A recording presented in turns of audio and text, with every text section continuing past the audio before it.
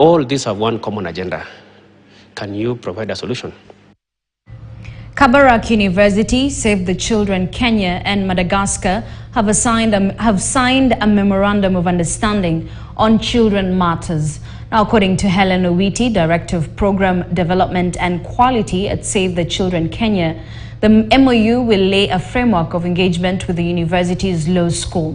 Owiti was speaking on Friday in Nairobi when the two institutions held celebration on the International Day of the African Child with the theme, The Rights of the Child in the Digital Environment. During the event, a special edition of the Kabarak Journal of Law and Ethics dedicated to children's rights was launched.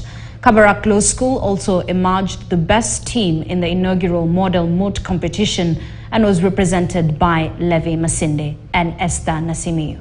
Kabarak University School of Law has partnered with the Save the Children International, Kenya and Madagascar to undertake several joint activities which include the following.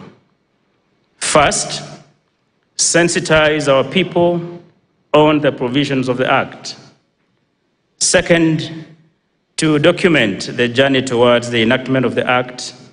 And third, unpack the various provisions in the law for all players to implement the Act fully. So the approach should be, let's recognize the non-homogeneity of the child and the multi-environmental spaces that they occupy. Secondly, let's always strive to have data as the state, as CSOs, as other stakeholders, to ensure that this informs our initiatives as state parties and stakeholders. Children are more vulnerable to online abuse, exploitation, and discrimination. They may also be exposed to harmful content such as violence, pornography, and hate speech.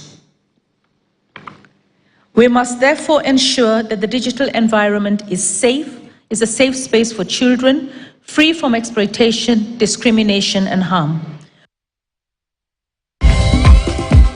Another break, but coming up, we meet Monica Mukuhe spending her all days crafting ornaments using